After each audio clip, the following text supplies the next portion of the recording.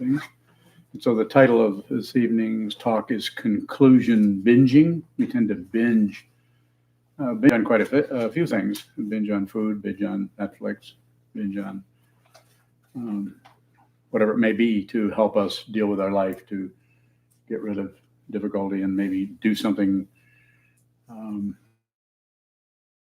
might be flooded with doubt or suffering or difficulty of some kind. So conclusion binging may be a vague title or may not be too accurate, but it conveys the binging part is that we do it kind of compulsively, and we try to conclude things that are difficult or confusing or that we want more information about, or we want to know, is this good or should we do that? Shouldn't we? Is this right or wrong, or what should we do? We go back and forth, and sometimes we just impulsively conclude. We just come to a conclusion. It's like sometimes we'll hear ourselves saying in our own mind's ear, well, I gotta decide this. I've got to, really have to decide things in the way that the self-centered mind, the ego mind, is constantly, repetitively coming to conclusions. I like it. I don't like it. It's good. It's bad. It shouldn't be that. They shouldn't be doing that. And you, not just you, but me. That's all I know about it. And it's not about stopping that or correcting that or being another person or being a person who doesn't do that.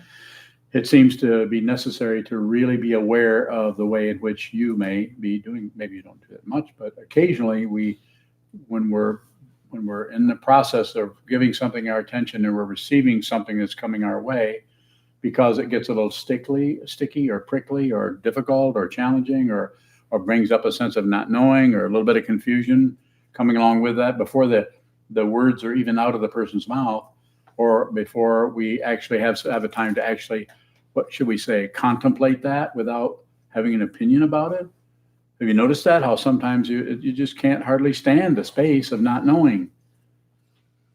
So often I say, don't believe a word I say, but if you're here, if you're in this room, if you're listening or watching or whatever, you could give me the benefit of the doubt. You could consider what I'm saying. Quite often we don't really realize how quick we shut out the very thing that we would really might value or might be interested in understanding or seeing or witnessing, because we're so anxious to conclude. We need to conclude. We binge on it. And as I said, the words don't fit appropriately, but I don't know. Can't think of anything else other than that. So,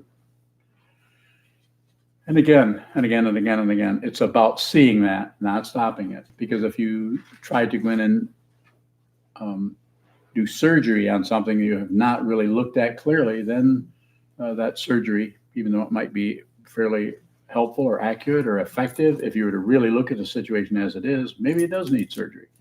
Maybe you do need to go in and remove that activity, remove that impulse in some direct and penetrating way.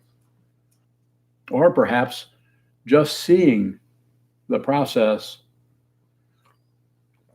the reactivity of the mind coming out of fear, coming out of not knowing, coming out of needing a reference point to jump to something else.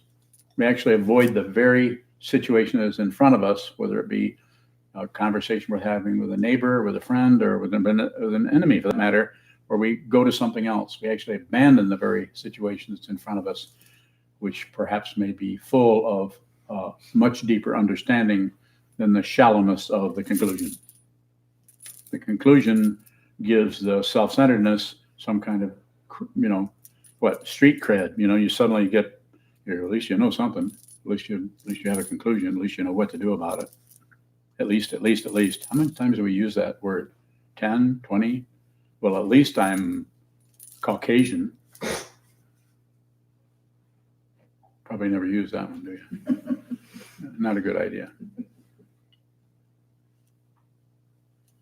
But we tend to think like that. We tend to go back to standards about ourselves and about others and about what the situation is. You do not have any idea what your next door neighbor is dealing with in their karma. Don't judge them. And if you do judge, at least be aware that the judgment is based on your own peculiar affinity for craziness. I'm not calling you crazy. You are crazy.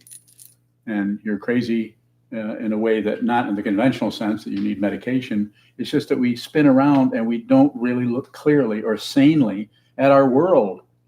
We come at it prepared with all kinds of preconceptions, judgments, conditioning, enculturation, and just basically bull. It's not that it doesn't have some truth to it. Of course it has some, otherwise we wouldn't be hooked by it. But you could really find out what this is for yourself. You could actually see for yourself without any of the laws, rules, cultural values, including ethics. You could actually see this. I'm not saying we don't need laws. Of course we need laws.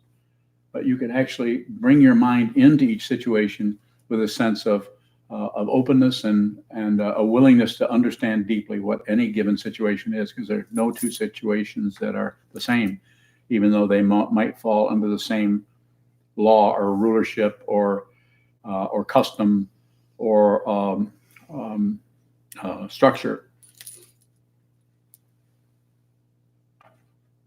Kind of a useless stick. I know where there's something that's useful. You can't really blow your nose with a stick in your hand. So I'm ready for questions or to respond to questions. Not that I will have an answer, but I'm ready if you would like to. That being said, it's fine to go on speaking about this. Nishikai. Is binging on conclusions something that we actively do, or does it happen on its own? Well, I think that's. I mean, I'm using that word, and even the conclusion part is quite powerful, and we all see that. But the binging part, you might not notice that you're going in and you are repeating, not accusing you of anything. Maybe this doesn't include you or exclude you. Maybe it doesn't. Maybe there is no concluding going on with you, but it looks like it is. It looks like it is here. Looks like it is there, and it is about seeing that, not stopping it. In other words, don't conclude that you're concluding, and now you've got to stop concluding, and that's your conclusion. Painful. It's so circular. When the circle is described that way, then it gets really ridiculous. We do that. We go in circles and in circles. I like it. I don't like it. I like it. We're having a lot of success. Things are going in the toilet. We're having a lot of success. The whole world is going around and around that way. Now the world seems to be full of dictators. I'm not sure why. There they are, all over the place. Everybody's showing up, and there's all kinds of worshipers of the dictators. Looks like rebirth to me.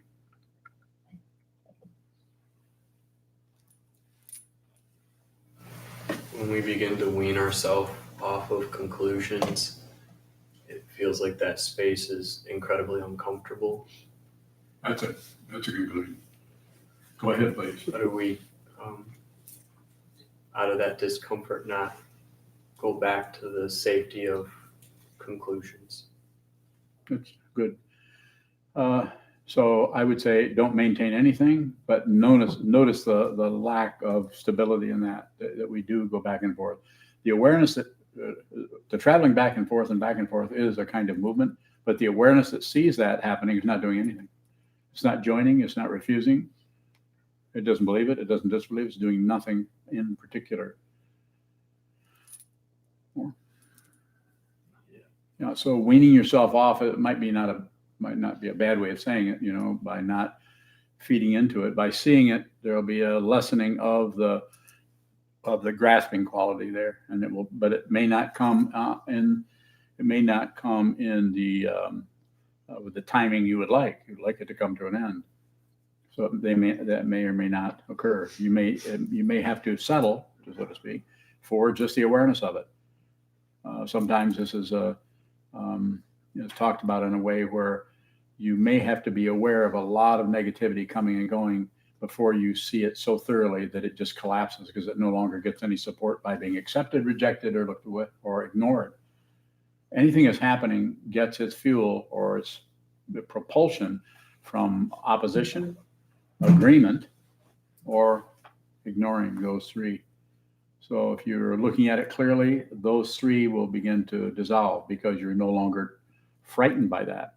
You could even say that you're not separate from it.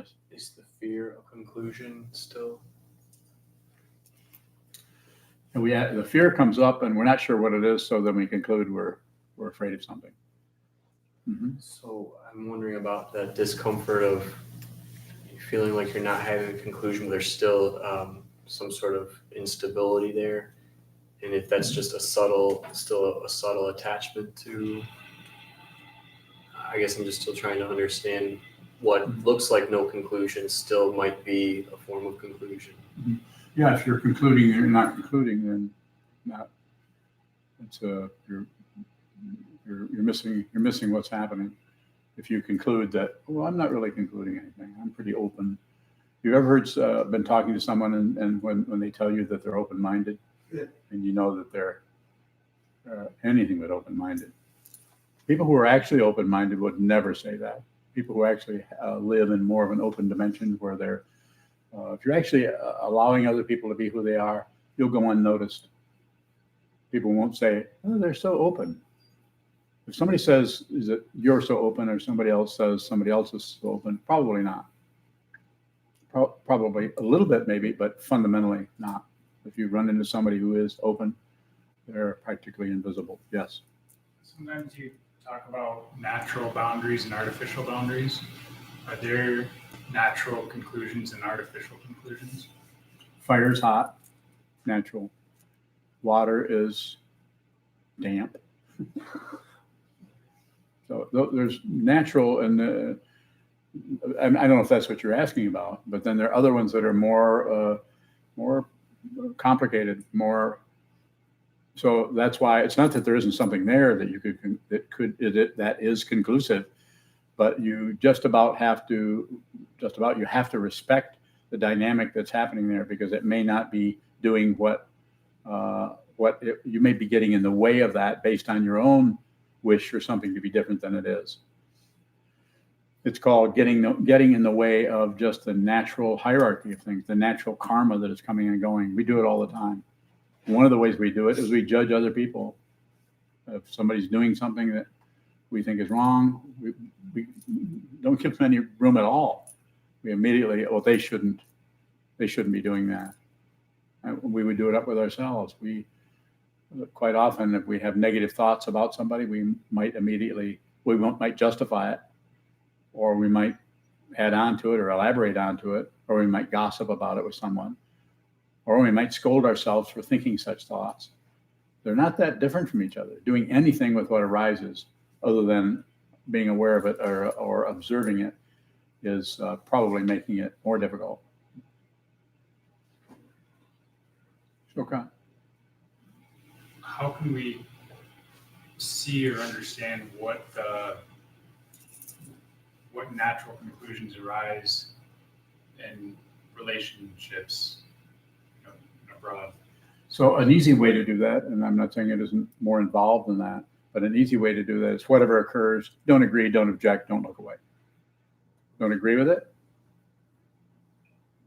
Don't disagree, and don't distract yourself from it into something else. Very simply. And that's not easy, because the tendency is to join in with something, to move away from something, to have some kind of positionality just based on the imputation that everything is separate from you and doing its own thing, and you're doing your own thing. That's artificial. That's a mocked up kind of freedom. Sometimes we'll hear somebody say, well, I just have to be me. That's a very subtle way of, or maybe not so subtle, of lying to yourself, as if you have some say-so about this. Like you decided to be born, decided to be a man or a woman or a Sagittarius.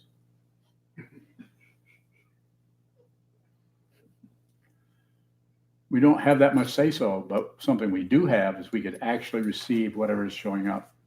Just like receive, if you watch our little newest resident here, Rumi, he's on receive just about all the time, unless he's playing the drums. But the rest of the time he's just receiving. You can see it in the way he looks. It's like everything he's looking at for the first time. You could try that, yes. Do we have any say-so in what we receive? You have some say-so if you stop adding to it. It's like if you do something, say something, and if I am not receiving, then I'm adding on to what I think you're saying. If I hear what you're saying, I won't know what you're saying. If I actually hear what you're saying, now I will, but I won't know it as you're saying it. I won't jump away from what you're saying into what I think you said. You can look in anyone's eyes sometime when you're having a conversation with someone, and you can, if you're looking for it, you can just see where people just kind of, you can see it's almost like there's a little dial on top of their head. I no longer am listening to you. You notice that little dial? I'm listening, but not very much. Yes. When you, like in that situation, if you're actually hearing like what I'm saying, you said you don't know what I'm saying. What's happening now? I have no idea what you're saying. Does something else come in front of that? Nope. Not unless you're afraid of something. If you're afraid of being a fool, then you might be cranking up stuff all the time to make sure you got down what's happening, so you'll know what to say back, or so you can participate in what's commonly called a conversation. Go ahead. I'm trying to relate that to my experience because, like I was talking in book study today, and it's pretty much all the time. Like, I want to hear what you're saying, but I just get flooded with just a bunch of random stuff. Like, I'll really try to like focus on what you're saying, and I have no idea. But then I know that I can hear you, but I'm completely somewhere else. You want my feedback? Is that getting in front of what you're saying? Apparently you don't want my feedback. Yes, I want your feedback. You're lazy. No, you're not lazy. I'm just saying that, but what the downside is your experience of having that happen and thinking that that shouldn't be that way. Am I correct? Okay. But what is actually happening, if I may say, if I have your permission, something is happening and you second the opinion, or you judge it, or you add something to it. There's nothing to add. Everything is happening exactly how it needs to happen. What you're missing is a clear understanding of dependent origination, or that everything that appears as a separation, including your thought patterns, including this human form, and including this form, including this useless stick, are happening out of dependent origination. You cannot trace it. So whatever happens, do nothing with it other than receive it. If it's moving, receive it. It's a thought, it's an idea. Don't conclude. Yes. So is that feeling of believing what you're saying not an addition of It's awareness. You don't have to accept it, reject it. You don't have to stop leaving. No manipulation of that. Just watch that you shut down.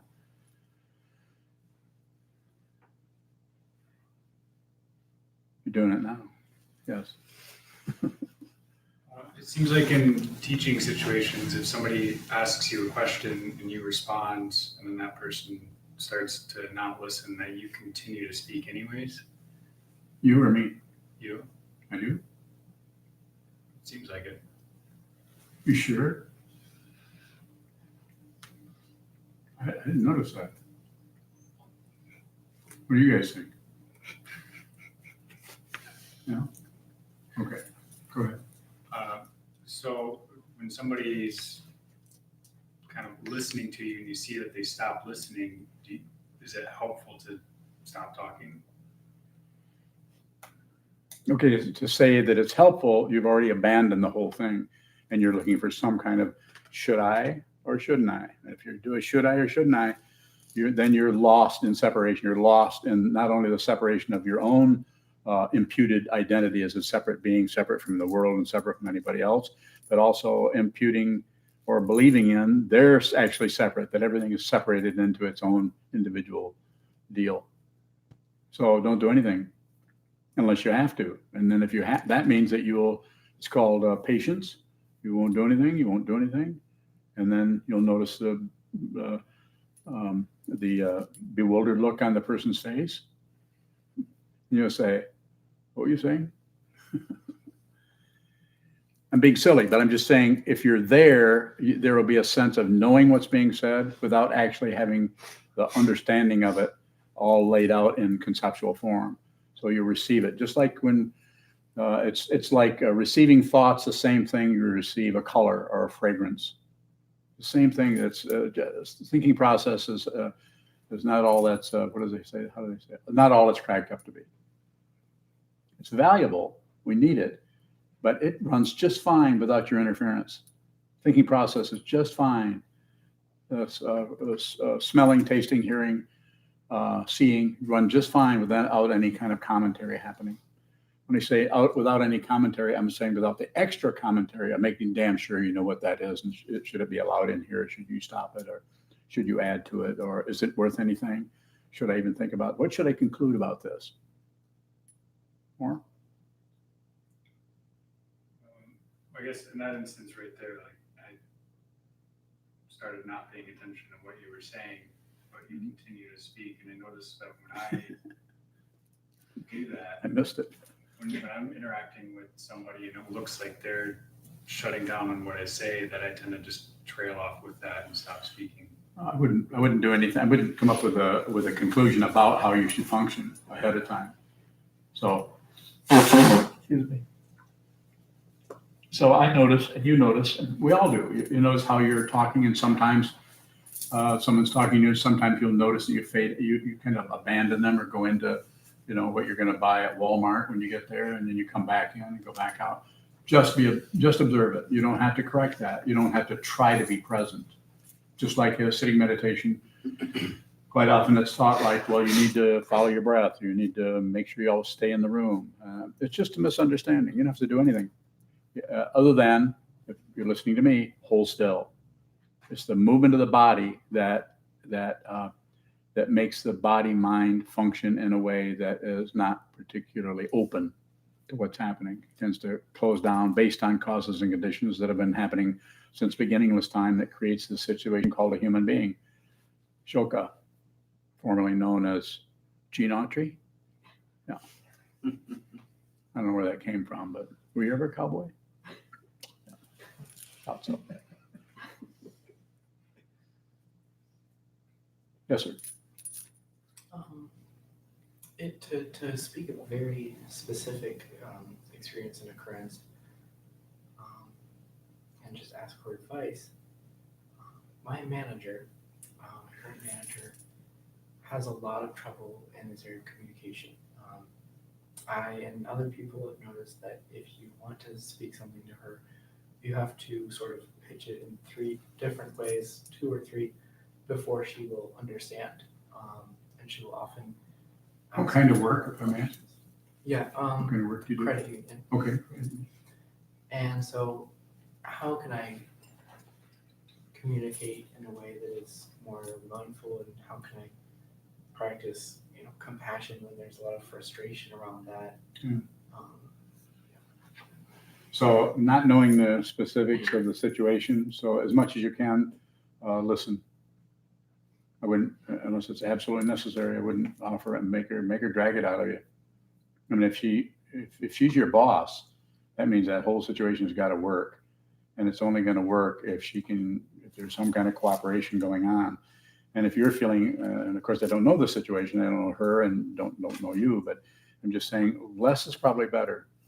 Ask questions rather than say things to her, so she'll get to the point. It's a woman, right? Person. So she may get to the point where she's actually has to have the information that you have, but I wouldn't volunteer too much. Also, the other thing I would recommend, if you don't do it already, is meditate, train your mind. So when you see confusion in the form of another person, you understand that more clearly because you've seen the confusion in terms of this person, meaning that person. If you're not clear about this confusion, you'll project this confusion off on others and then try to solve it or deal with it or blame. The obvious way is blaming others for how you feel. And so it's a valid mistake because since we're not separate fundamentally, it's very easy to blame someone else for how we feel. But we're not fundamentally separate. That area that is not separate is hard to see because we're busy being somebody. We're being the person who can't get ahead, the person who's a failure, the person who's been put upon, the person who's been stolen from, lied to. We just keep being that person who's caught in the matrix we call human life. So I would just go slow and be on receive. Ask her. You might even, and I'm not sure about this, and I'm not a psychologist, but I would say you might ask her how she's doing more. Not as a manipulative thing, but just ask her how she is. Sounds like she might have some difficulty if it's a communication thing. What do you think? How's it look to you? I think the way that it often looks is that she's the type of person who sort of asserts knowledge or dominance over people by making them feel like the questions that they're asking are ignorant. Oh, I just quit. Yeah. No, I don't know. I'm just being silly, but you know, you might somehow that person got into the position they're in through some kind of. She'd have to have a little bit of communication skills, or she couldn't even be in there more than likely. But we've seen it go the other way, so it sounds challenging. But be on receive as much as you can. In other words, pay a lot of attention to how she's doing, not just what she says, but how she acts. You'll find that you know a lot more about anybody if you just watch, not judge, but how they move their hands when they talk, how much they look you in the eye when they're talking. If somebody just looks away, it's not that I'm not going to tell you what that means, because that's a misunderstanding, but you'll know what that is. You'll have a better idea of who you're dealing with. The more you can receive everything that's coming forth in terms of sound, space, body. When I say body language, I don't mean information. I'm just saying. So be on receive as much as possible. Then when you do say something, you might have a little bit more, shall we say, accuracy in coming into the place where her ear flaps are actually open for a second. Because she's probably, to put it fundamentally without even meeting her, she's probably suffering intensely on some level. And the only way she can get rid of the suffering is to blame others or accuse others or make it very difficult for those around her. And that gives her some kind of relief, more than likely. I don't know for sure, but it sounds like that. Good luck. Anything else? Okay. Yes. I love this talk. It's hit me like right between my forehead. I feel like right now I'm in a situation where in my life prior, things would come easier to me and I would know, oh, this is what's going to be next, or this is going to be next. And I have no clue at this point. And that causes me a lot of anxiety. Mm-hmm. So what are some of my first steps? Meditate, train your mind, sit down, get to know yourself, spend a lot of time sitting down, doing nothing but just watching. Hold very still. It's just basic meditation. Hold very still. You don't have to be a Buddhist. You don't have to come here. Do whatever you want. But if you want to find out what's actually happening, it seems necessary for any human being to sit down, hold still, and watch the way in which we keep making stuff up and keep making things worse for ourselves based on hope for something else or fear of something else. Something else is coming and it's painful. So do that for a couple of years. Get back to me. I mean it. I mean, it's time. You know, we've been around here forever. I'm not talking about past lives. I'm just saying human beings have been around for forever. We're not separate from any of them. The ones that are alive and the ones that have passed and the ones that are coming. We're not separate from them. And so give it a few years. Train your mind. Sit down, hold still. Watch it so closely that eventually you begin to see the way in which you're creating more difficulty for yourself. I think sitting still is probably my hardest thing to do. That's easy. Just sit down like that. Watch. What's hard is to stay there. That's hard.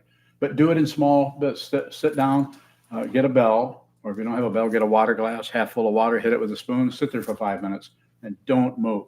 Or sit there for 3 minutes or 30 seconds, but don't move, and do it in a very definite way. At some point, you'll be sitting for 25 minutes. And the movement is, as long as you're acknowledging the movement, you don't really have to do it from a bell ring to a bell ring. But a lot of stillness seems to be important. If your leg starts to hurt, then move your leg and stretch and everything, and then come back to stillness again. It's the stillness part that is quite often missed. Not rigid. I'm not talking about stiff as a board, and it's doing that for hours on end. I'm saying 30 seconds, 3 minutes, but make sure it's very still so that anything else that is moving doesn't get lost in the movement of the thought process. So the body mind are not separate, but we need to separate them temporarily so that we can watch the movement of the consciousness, which is rampant. It's all over the place, making a mess of things. Good luck. Sokuzan. Are all conclusions misunderstandings? Sure.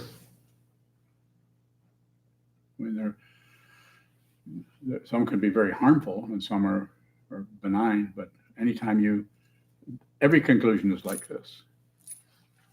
And it's not about getting rid of that. It's just noticing that things shut down and they shut down. Going to sleep is a conclusion.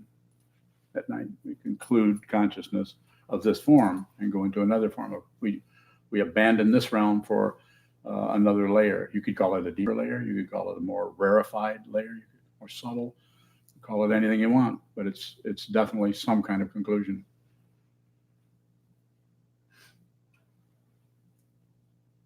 Some things are picked up in any of the sense fields. Is that a kind of conclusion? It might be an intrusion. Like you're sitting there and a mouse runs across the room and you're right in the middle of watching a really interesting commercial. Sorry, I just can't help it. We just had 3 mice in our house. We caught all 3 of them? I think so. One's this way and then the other one's that way. And the traps are right there and they run right by them. Run up to the trap and smell a little bit and run away. Irritating. Especially if one along the back of the sofa. Yeah, up on the sofa and right down behind her. They usually don't do that. Usually they're more respectful. But they're... Conclusion, yes. You have a question? Yes, sir. Are assumptions the same as conclusions? Very simple. The conclusion is more active. The assumption is more stable, more fixed. We just assume that's true. No investigation. All relative truth, whatever it is limited in its not only in its duration, but in its veracity or in its validity. It has some truth, but it's, you could say that piece of wood is not on fire yet.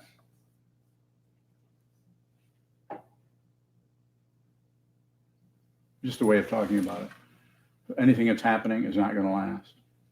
So anything we conclude is in the process of crinkling and tumbling and going back into the elements, going back. As they say, the more scientific people say, energy is always changing forms. If we see a conclusion, how do we receive it without believing it or fighting with it?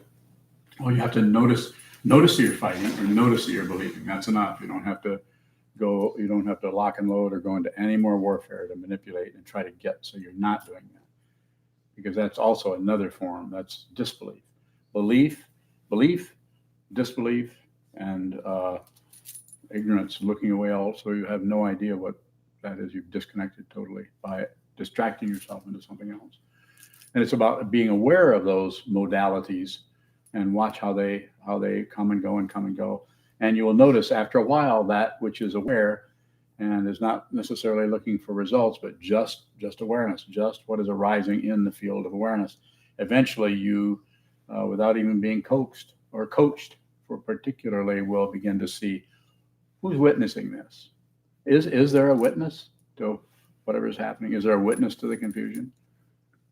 Witnessing is witnessing, or awareness is witnessing. And it's kind of an astonishing thing. It's very profound and it's totally flat out ordinary. It's like beige. It's just flat. There isn't anyone. You can't find anyone.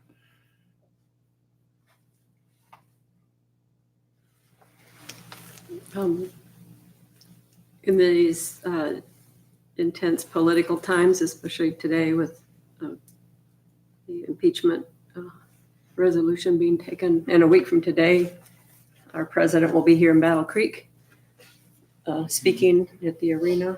So it seems like there are lots of conclusions in that larger sense. What's the best way to look at that without drawing a conclusion? Just see that you draw conclusions. It's pretty hard not to draw some kind of conclusion. And it's interesting, people are going opposite ways with the conclusions. There's very little middle ground there. It's like, it's wrong or it's right. It's very intense. It seems to be happening all over the place, all over the world. And I would say, don't do much. I mean, don't stop yourself from doing that. You may go one direction or another, but just be aware. And when you're aware, you'll notice that there's nothing that's really static. That all of that is, whatever position you take, I'm not going to go into the political part, but whatever your position you take, and use your imagination. Anybody who's listening, just take whatever position comes up naturally. Just move your awareness over and do everything you can do to take the other position for 5 minutes. You can do it. They're not separate. It's astonishing how this is completely our responsibility, and completely we lack the ability to respond because of our belief and our disbelief and passion, aggression, and ignorance. Nothing can be corrected. If you see a volcano erupting, you don't march up there with picket signs. You shouldn't erupt. I'm not being silly. I'm not trying to criticize anybody from what they're doing. They should do that if they feel like they should do that, of course. But you might want to train your mind so that the mind that goes towards any direction of for or against has some clarity based on what this situation actually is. It's dependently risen. There's no solid being, self, or identity anywhere. If those minds aren't separate, how can a trained mind function more clearly? Well, probably can't from the point of view of the way you're asking it. But you have to see that. There's no mind that can function more clearly. That's a relative situation. That's more about therapy and making the right choices and all of the things that are happening on the mundane path of getting better, improving. I'm not against psychology or philosophy or psychiatry or any of that. Sometimes that's maybe the only direction we can take. But if you're listening to me, I would say sit down, look at the wall, look at the floor, hold still, and find out who you are. So there's no doubt. So you know who you are. And that identity may not come up as somebody's name or a particular idea about things. The way I say it's not separate. It doesn't mean there isn't something happening, but it's not separate from anything else that's happening. If it is, then we're going to have warfare.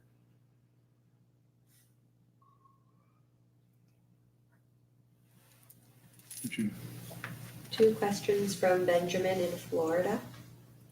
Okay. Does the witnessing happen in words? In what? In words? Probably not. I'm not saying that couldn't show up in some way that, we were going to talk about it.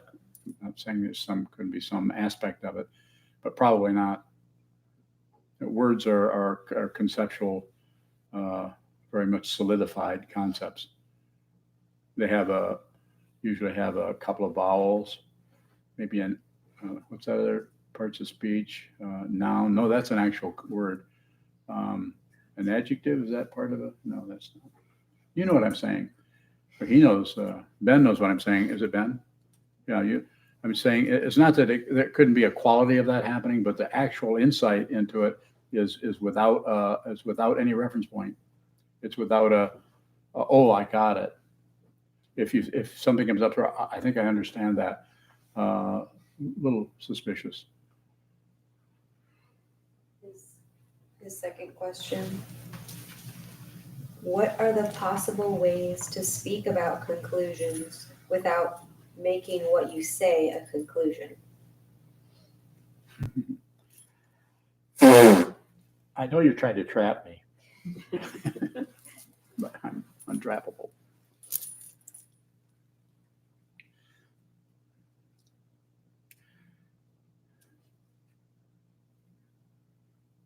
So as I've said many times, and I'll say it again, it is not about stopping something or starting something or doing something different. It's only about being aware of it. Your particular karma, my karma, anyone's causes and conditions that arise that give me my appearance, my age, my sexual orientation, or anything else is untraceable. We can't find the first cause for anything. We can't find the first cause for Shoka's yawn, but it's probably lack of sleep. But it might be a really bad bed, or it might be nightmares. Anything else? Boredom with a Dharma talk. So it could be. So I would say you're kind of on the right track by looking at that, but don't do anything more with it. Just look at that and notice that that's an area that's very, it doesn't, anything that starts to show up as something substantial is probably something you're imputing or imagining about it. So we tend to imagine things so we can have a reference point. No reference point feeling is, might take a little time to get used to, but you can do that. You brought up something like if we have like a, oh, I got it moment, I noticed like I can have that quality with any kind of understanding with maybe just some relative thing, but there's a relative understanding that I shouldn't have like this, I got it sensation. So I go the other way with it and just ignore that I feel like I got something and it goes under the radar. Is there a way to bring our presumptions into the forefront to look at them? I think it's just a matter of repetition. You live in a monastery, you're sewing a robe to become a monk, so you're pretty serious about this. So I would just say it's a matter of just continuing. Not everyone has to do that, but apparently you're so crazy, you have to do that. I thought that was pretty funny. So anyway, you're doing this, and I would say it's just a matter of repetition. Just continue to practice, it takes a while. It's time consuming. And sometimes you can practice your whole life and not particularly have the fruition that you were hoping for. That's part of the disappointment. The fruition you're hoping for is not the actual fruition. The fruition that you will get is the fruition that was already here before your parents were born. The fruition is already the case. Ground, path, and fruition, suffering, training the mind, and realization or awakening are already the case. They're just spelled out that way because people need something to work with. It's already the case. Just stop objecting to your own awakening. Go ahead. When there's just more and more repetition to do, how can I be kind to where I'm at on the path? Kind to it, did you say? Or appreciate? Yeah, I think you're doing. I mean, you couldn't ask that question if you weren't looking at that and looking at the way you're challenged by it. Or just say, look at the challenge. Don't get rid of the challenge.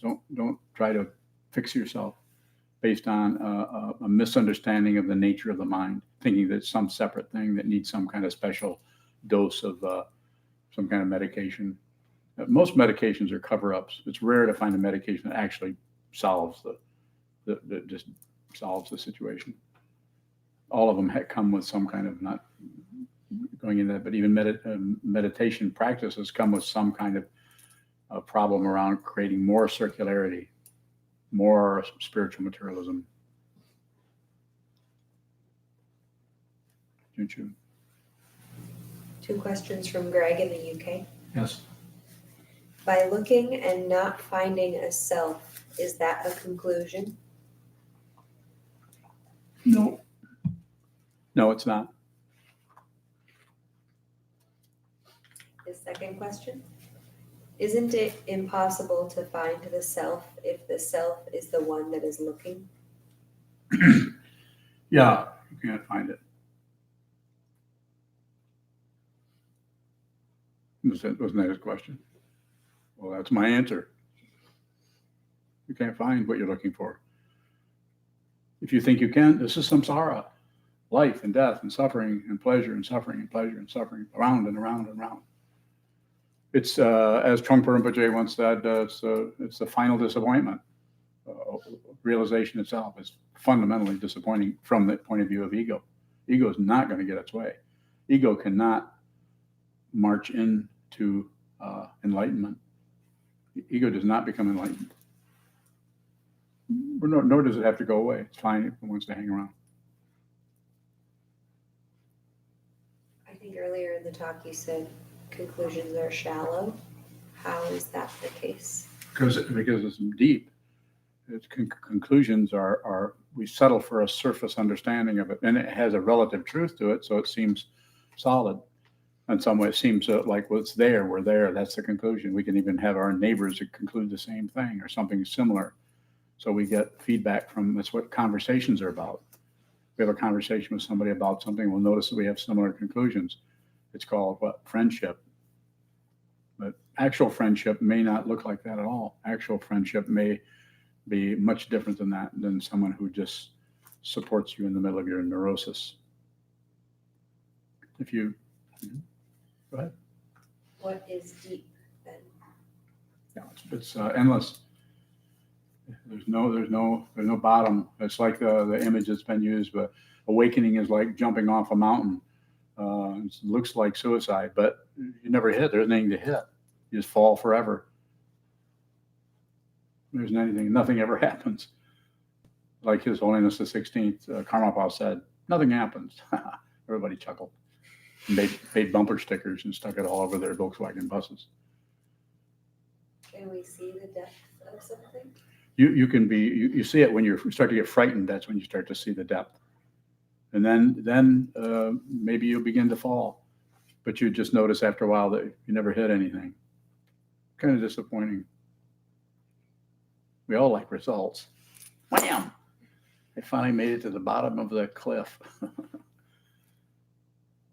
Even someone, not to go off into a different, but even someone committing suicide, it's a very similar kind of metaphor. It's a heartbreaking metaphor and a sad metaphor, and it's a scary metaphor, but you cannot kill this. I mean, you can stop this body-mind complex, wham, you can jump off a building or off in a river, but who you are can't be destroyed. You'll still be there with the same spinning mind, wondering what in the hell happened to your body. Or maybe you look down and say, who's that laying there? Don't believe a word I say.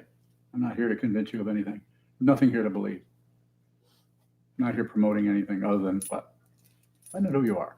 That might be a really good idea. You take nothing away but that. And that involves a lot of looking at it.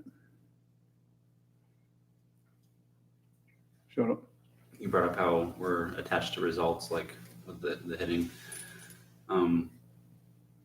Is it helpful in a relative sense to pull back away from results? Like maybe not push through to I'm just speaking from my own personal. I knew you weren't speaking for Junju.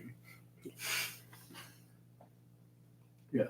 But I know I like rush through things and like try to get to that completion. I try to like finish stuff so I can have that like satisfaction of having done something. Is that why you do such a shabby job on all your projects? All the time. Keep coming. So is it helpful to, in that really relative situation, to back away from A doing little it? bit. So I'm mocking you or making fun of you, but I'm just saying a little bit. But not, don't overdo it to the point where you've got to get some kind of a result out of it. Don't look for results. Just look at the process situation. Stay in the process of it. Just like the process of sitting meditation. You know, you might check in with your results every 4 or 5 years and see how your meditation is going. It's like the image I'm always using is going up the side of a mountain. It's a big mountain. And if you're going up the mountain and you're always looking for, am I at the top?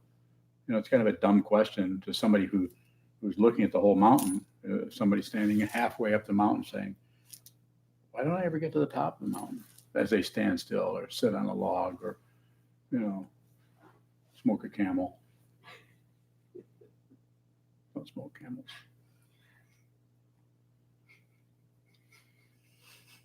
So what am I saying? You're wherever you're at. If you're on this, then you're somewhere on that line, and it's relative until it's not. So it's a relative situation. You have to do it until you see what it fundamentally is. Then the whole mountain, there isn't any mountain, and there isn't any top, there isn't any direction, there isn't anything else, nothing else, and that's could be disappointing. Another question from Ben in Florida. Yes. Can you please describe spiritual friendship and how to point out each other's blind spots? Don't bother. Don't point out everybody's blind spots. Well, look at your own blind spots. See if you have blind spots. And if you, how can you see a blind spot? The very nature of seeing you see they're blind? I don't know if you can do that or not. But as far as a friendship with other people, mind your own business. Unless someone asks you, and then be very careful. You just respond to the question. Don't try to go in and help somebody with their psychology or their spiritual path unless you are invited or asked or given permission.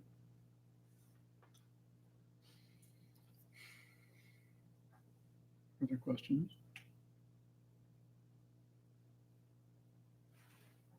All right, thank you.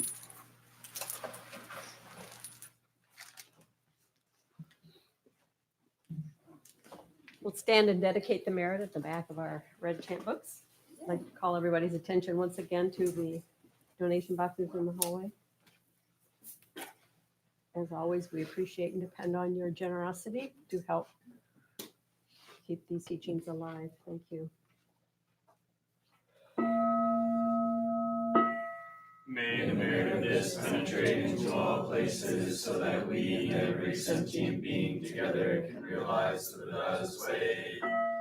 Ji-o-san, shi-fu, shi-son-bu, samoko-san, moko-ho-ja-ho-ro-mi.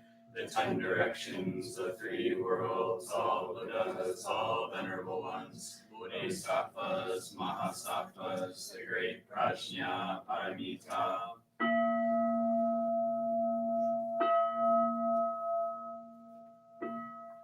O Buddhas and Bodhisattvas of the 10 directions and the 3 times, please hear us. Please come down out of the light and protect SokukoJi Buddhist Temple Monastery, our Sangha, families, friends, and visitors. Heal everyone who's unhappy, sick, or suffering, and fill them with light.